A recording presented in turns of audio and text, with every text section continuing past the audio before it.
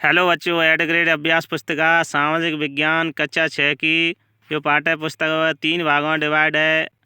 आज हम जो अपना फर्स्ट भाग है हमारे अतीत एक इतिहास का चैप्टर नंबर 8 गांव, शहर और व्यापार में जितने क्वेश्चन आंसर दिए गए हैं उन्हें हल करेंगे। तो चलो शुरू करते हैं। अध्याय 8 गांव, शहर और व्यापार। इसका फर्स्ट प्रश्न है, दक्षिणापथ के स्वामी कहे जाते थे।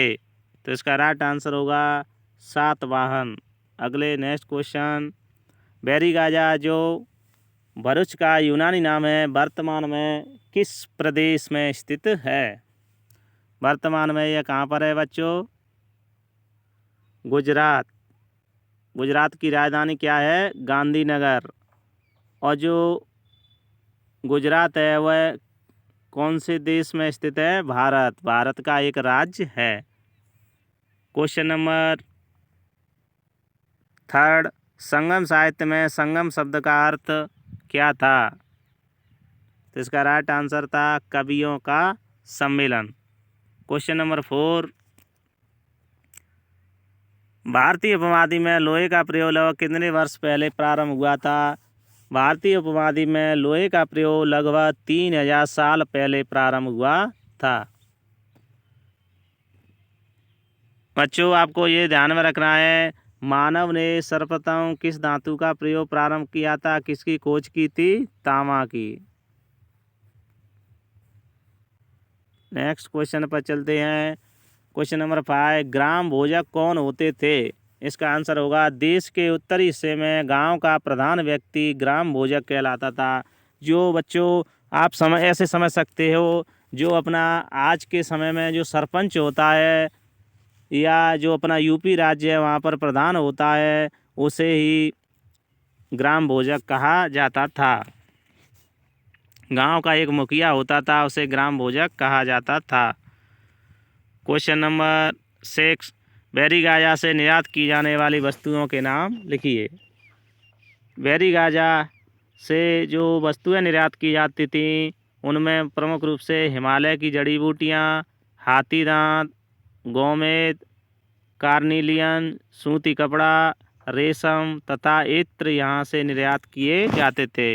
इत्र आप समझ सकते हो, आजकल जो परफ्यूम सेंट होता है उसे इत्र कहा जाता था।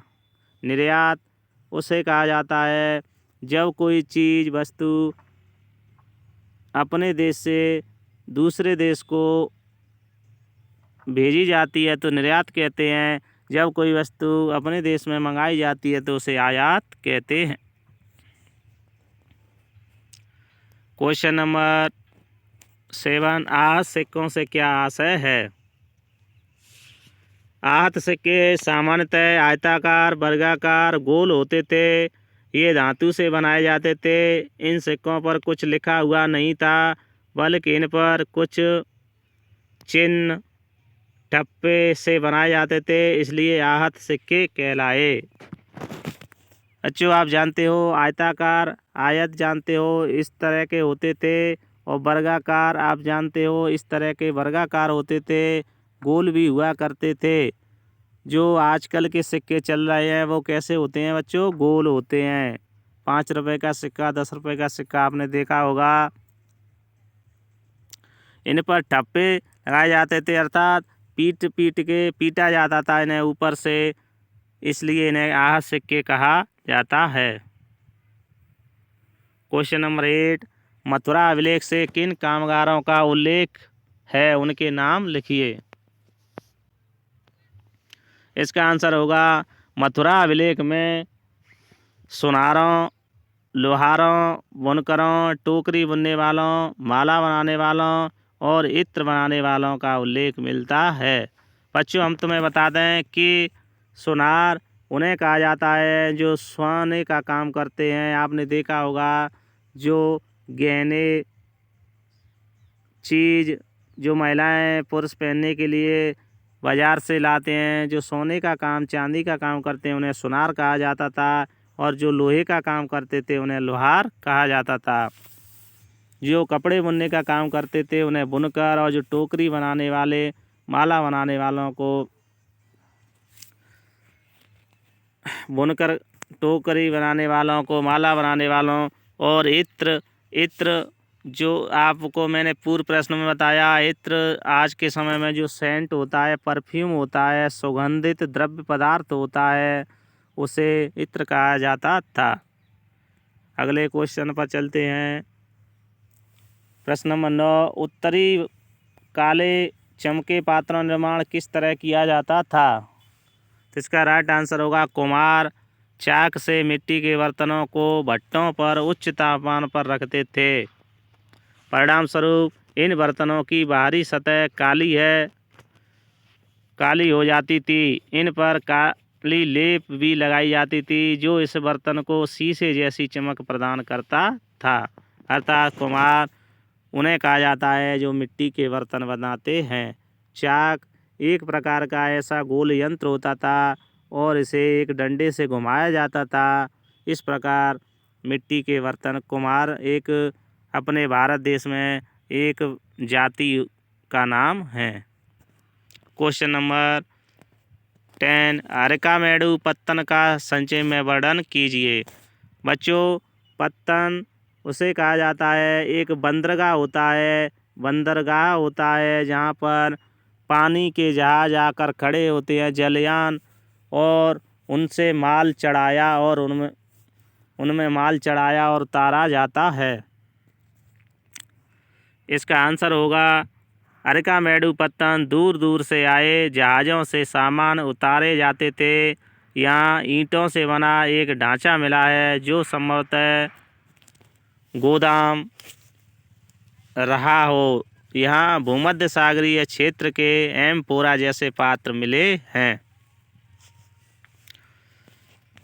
अगले गोदाम, बच्चों आप जानते हैं एक विशाल भंडार कक्ष होता है जहाँ पर बहुत सारा सामान एक साथ रखा जा सकता था।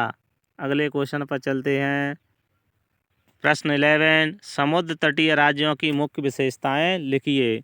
समुद्र तटीय राज्य बच्चों उसे कहते हैं जैसे जे अपना भारत देश का नीचे का भाग है, यहाँ पर अरब सागर है, इधर हिंद महासागर है और इधर अरब सागर है। तो जो किनारे के भाग हैं इन्हें तटीय प्रदेश कहा जाता है। अब आप इसका आंसर ऐसे लिख सकते हो, भारत के दक्षिण भाग में तटीय प्रदेश हैं, यहाँ पर पहाड़, पठार और नदी के मैदान हैं। नदियों के मैदानी इलाकों में कावेरी का मैदान सबसे उपजाऊ है। कावेरी एक नदी है।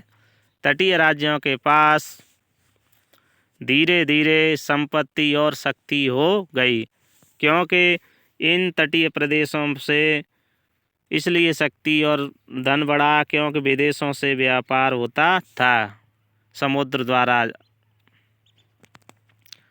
क्वेश्चन नंबर नेक्स्ट, श्रेणी शब्द का अर्थ है। श्रेणी शब्द का अर्थ अनेक शिल्पकार तथा व्यापारी अपने संघ बनाने लगे थे जिन्हें श्रेणी कहते थे। अर्थात व्यापारियों और जो शिल्पकार कहा जाता था, जो मूर्तियां कलाकार होते थे आदि बनाते थे उन्हें शिल्पकार कहा जाता था। तो इनके जो संघ होता था उसे श्रेणी कहा जाता था। क्वेश्चन नंबर 13, पृष्ठ 75 दिए गए औजारों के चित्र बनाइए तथा वर्तमान में उनका क्या उपयोग किया जाता है लिखिए।